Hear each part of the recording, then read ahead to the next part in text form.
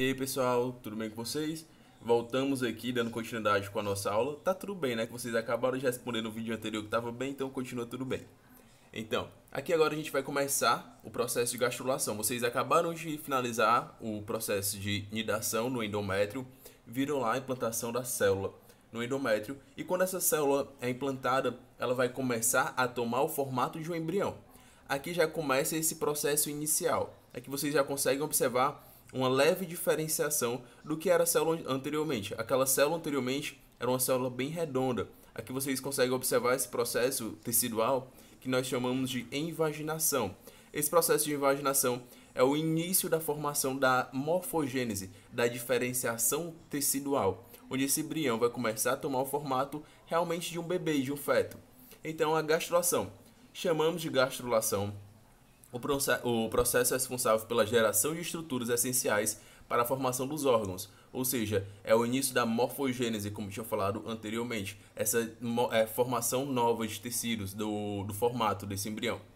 Período em que se forma o disco embrionário trilaminar, onde temos aqui três células, três camadas de tecido, a endoderme, a ectoderme e a mesoderme, que vamos falar daqui a pouco. Cada uma dessas vai ser responsável pela formação de um tecido diferente. Por exemplo, a ectoderme, essa daqui que vocês conseguem observar um pouco mais na região exterior dessa célula, ela é responsável, por exemplo, pelo sistema nervoso. Então, a partir dela, a gente vai ter todo o nosso sistema nervoso primitivo, obviamente, de forma inicial, para depois se transformar em algo mais refinado, mais sensível. A mesoderme, essa parte aqui mais centralizada, mais abaixo, ela é responsável, por exemplo, pelos músculos, ossos, tecido conjuntivo, tecido hematopoético, e a endoderme é responsável, por exemplo, por glândulas. A endoderme, cadê? Tá aqui, ó. A endoderme é responsável por glândulas. E aqui vocês conseguem observar também que tem outras duas camadas, que temos o celoma, e aqui embaixo nós temos o arquêntero. Esse celoma, ele é responsável, é como se fosse um estômago, um intestino de forma, na realidade, um estômago primitivo. Aqui ele vai ser responsável por alojar as vísceras. Então esse celoma é responsável como se fosse não é uma barriga, viu pessoal? É só para vocês entenderem a analogia. É como se fosse uma barriga. Ele que vai ser responsável por guardar e proteger as vísceras de forma inicial. E aqui embaixo a gente tem o arquêntero. E esse arquêntero é como se fosse o intestino primitivo do indivíduo. Na realidade, ele é o intestino primitivo do ser humano, nessa formação inicial. Lembrando que aqui a gente está falando dos processos iniciais dessa embriologia. As três camadas germinativas da gástula, ectoderme, endoderme e mesoderme, mais tarde se diferenciam nos tecidos e órgãos, como eu tinha falado anteriormente para vocês. Aqui temos uma tabelinha que vocês irão olhar aí na casa de vocês, bem bonitinho, com calma. A ectoderme, como falei, aqui temos o sistema nervoso, que temos uma aula incrível que eu darei para vocês aqui sobre o sistema nervoso, falando todos os processos iniciais do sistema nervoso. Epiderme, pelos e unhas, glândulas endócrinas e exócrinas. Aqui temos a mesoderme, músculos, ossos, cartilagens, tecido conjuntivo propriamente dito, tecido hematopoético, como tinha falado, sistema cardiovascular, gênito urinário. Temos a endoderme, que tem revestimento interno dos sistemas respiratórios e digestórios, formação de algumas glândulas, revestimento interno das vias urinárias. Vamos dar continuidade, vocês olham com calma aí na casa de vocês, tá bom? E a neurulação, dando continuidade, processo responsável pela formação do sistema nervoso primitivo do embrião. Pessoal, eu quero que vocês observem uma coisa que isso sempre gera debate, relacionado ao aborto, ok? Isso aqui, se fosse na sala, provavelmente a gente iria entrar em um debate bem produtivo, mas a gente tenta entrar aqui pela internet mesmo. Relacionado ao aborto, muito se fala que esse processo de neurulação, a partir desse processo, já pode classificar como aborto, porque nele o feto, esse embrião, de forma inicial, ele já consegue sentir estímulos dolorosos. Outras literaturas trazem que não, que é a partir do momento da formação do coração, que vai ser lá para a 8ª semana. Então tem esse leve questionamento na ciência, trazendo se nesse processo da neurulação já é aborto ou não. Continuando, entre a 3ª e 4ª semana esse processo, a formação do tubo neural e anotem bem essa formação do tubo neural. Quero que vocês anotem bem isso daqui porque vocês vão escutar isso aqui muito lá na frente, relacionado à obstetrícia, relacionado à neonatologia, que essa tuba neural, vocês quando estiverem trabalhando no posto de saúde, eu sei que alguns já trabalham, o enfermeiro vai prescrever ácido fólico para conseguir fazer com que essa tuba neural se desenvolva de forma eficaz, que não tenha nenhuma regressão nesse crescimento. É o primeiro indício do sistema nervoso. Durante o processo também se inicia a angiogênese, que é a formação de novos vasos, e a formação de um sistema cardiovascular. Essa angiogênese vai ser toda a formação dos vasos desse embrião. Então são, obviamente, microvasos e começa a circular o sangue oxigenado juntamente com os nutrientes que vai vir pela placenta. E o sistema cardiovascular primitivo.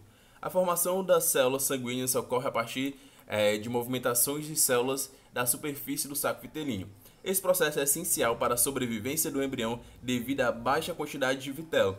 O vitelo vai ser proteínas que estão lá dentro da célula. Esse vitelo foi quebrado, fragmentado lá no processo de clivagem. Se vocês lembrarem nos primeiros slides, eu falo sobre ele. Então teve esse processo de clivagem onde ele fica nessa célula e serve de alimentação, de nutrição para esse embrião.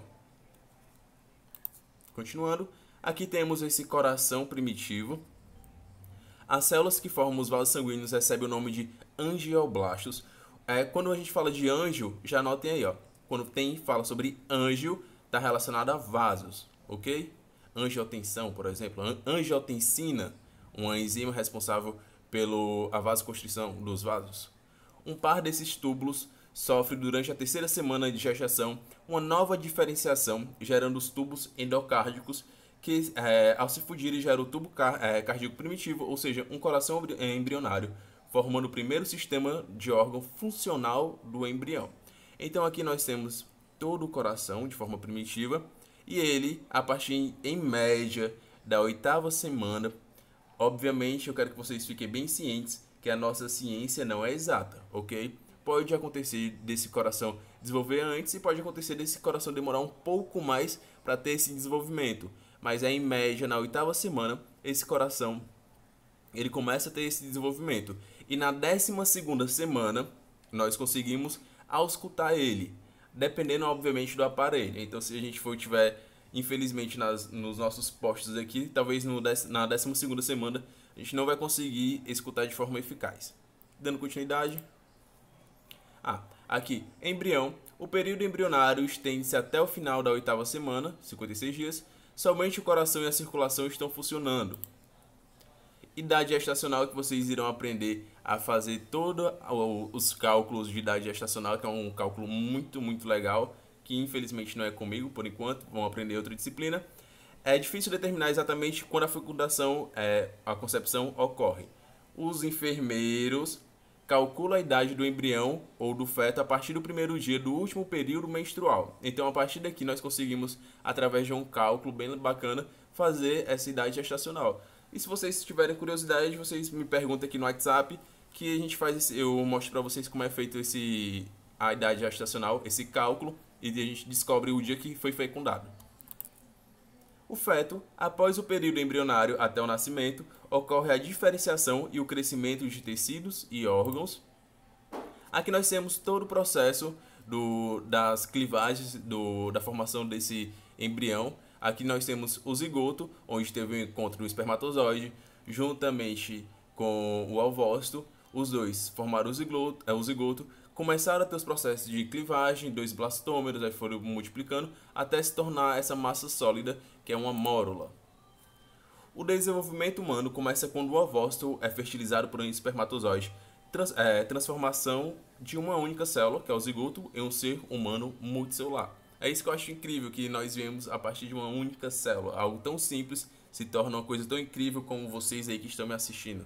Uma belezura de Deus. Estágios do desenvolvimento humano. Divide-se o desenvolvimento humano em pré-natal, antes do nascimento, e pós-natal, após o nascimento. E nós, como enfermeiros, participamos de todos os processos da vida do indivíduo. Lá no planejamento familiar, quando a mulher e seu cônjuge estão planejando engravidar, todo o cuidado pré-natal, fazendo todas as consultas, fazendo o cálculo da idade gestacional, fazendo tudo isso, e pós-natal com todos os cuidados na puericultura e na pediatria. O desenvolvimento não cessa com o nascimento. A maioria das transformações terminam aos 25 anos. Aqui temos novamente uma tabelazinha mostrando como tudo acontece. Então teve aqui o processo de ovulação, onde esse ovócito foi liberado. As fímbrias são responsáveis pela locomoção inicial desse ovócito.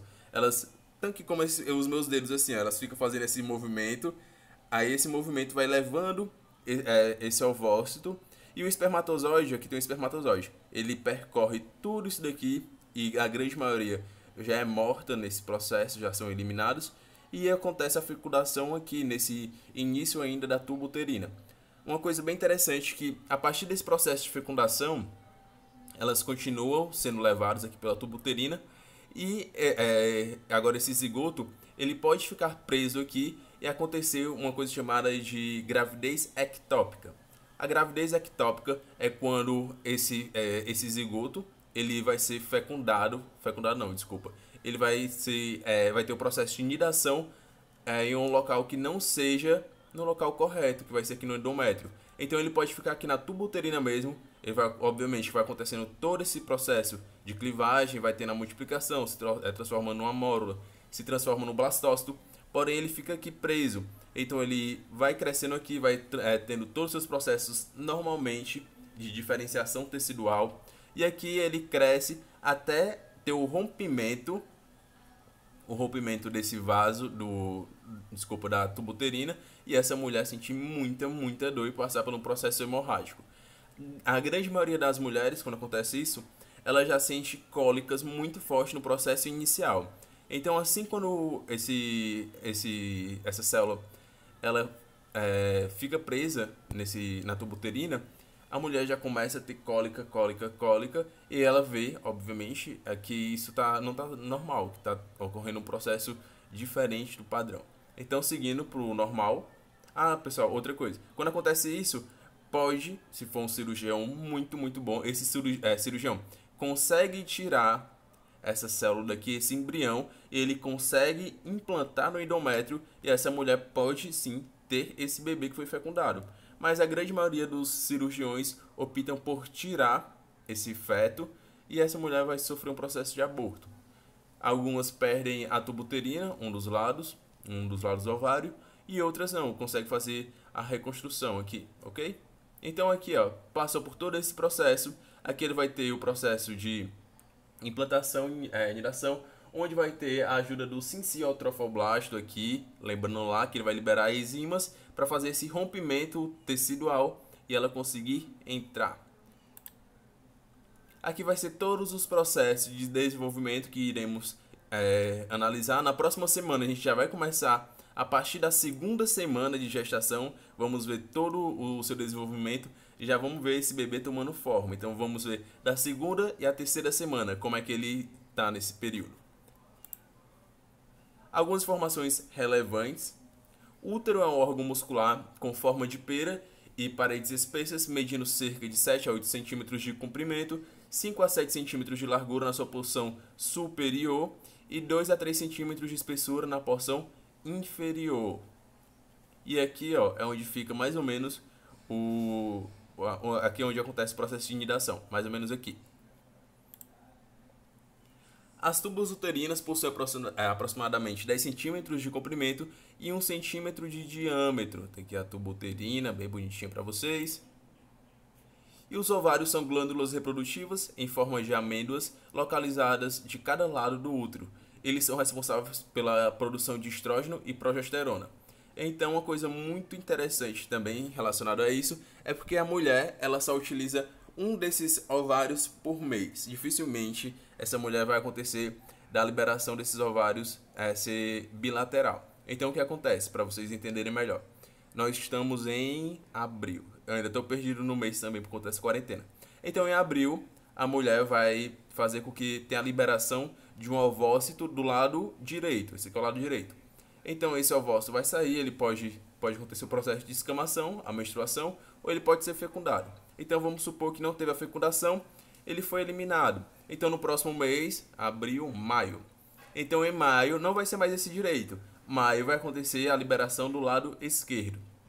Por isso que se uma mulher tiver que retirar um dos lados do seu ovário, ela consegue engravidar. Porém, obviamente, com um pouco mais de dificuldade, porque vai acontecer isso. Mas vai ter um processo de compensação e isso faz com que essa mulher tenha um pouco mais de dificuldade, mas ela consegue engravidar, ok? E aquele que trabalha duro pode superar um gênio, mas de nada adianta trabalhar duro se você não confia em você mesmo. Quem disse isso foi um grande pensador, Naruto Uzumaki. A gente fica por aqui, pessoal. Qualquer dúvida, obviamente estou aqui para esclarecer. E hoje eu quero que vocês participem mais. Infelizmente, eu estou sentindo vocês um pouco dispersos, um pouco distante aqui da nossa aula, tá bom? Fiquem com Deus.